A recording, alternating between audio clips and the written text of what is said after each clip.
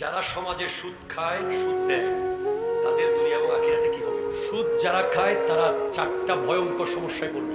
এক নম্বর, তারা মরার সময় তাদের রূহ কবজ হবে যেন ভিজা তুলার ভিতর থেকে লোহার পেরাক বের করা হচ্ছে।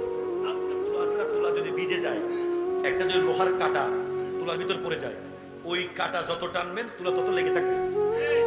ঠিক কিনা বলেন?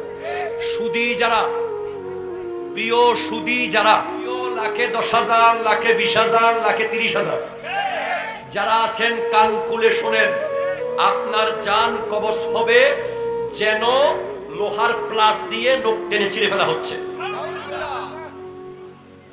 আপনার রূহ কবজ হবে শরীরের প্রত্যেকটা চোখ দিয়ে, নাক দিয়ে, কান দিয়ে, এমন ভয়ঙ্কর ভাবে রূহ কবজ হবে যেই ভয়ঙ্কর মৃত্যু যন্ত্রণা আপনি চিন্তাও করতে পারবেন না।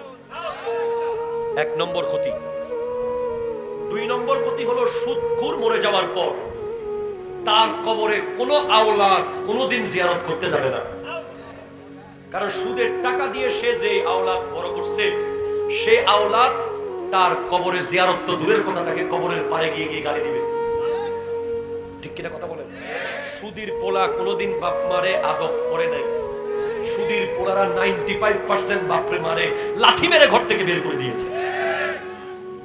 তিন নম্বর ক্ষতি, উনি নিজের মায়ের সাথে জেনা করার অপরাধে শাস্তি পাবে। চার নম্বর ক্ষতি, কিয়ামতের দিন সুদখোর থাকবে, মাথা থাকবে নিচের দিকে, পা থাকবে উপরের দিকে।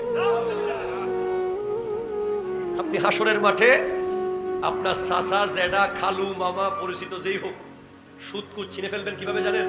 দেখবেন কল্লা থাকবে নিচের দিকে, পা থাকবে, আপনি তখন এভাবে করেন, কি রে কাকা?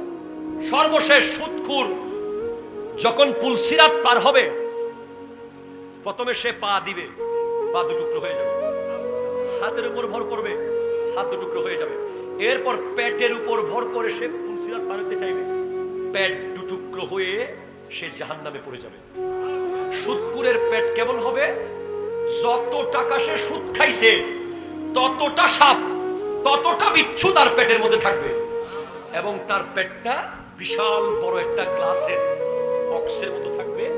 দূর থেকে গ্লাস দিয়ে যেভাবে এখানে দেখা যাচ্ছে না, যাচ্ছে, সুদখোরের পেটের ভিতরে প্রত্যেকটা সুদের টাকা সাপ আর বিচ্ছু হিসেবে দেখা যাবে।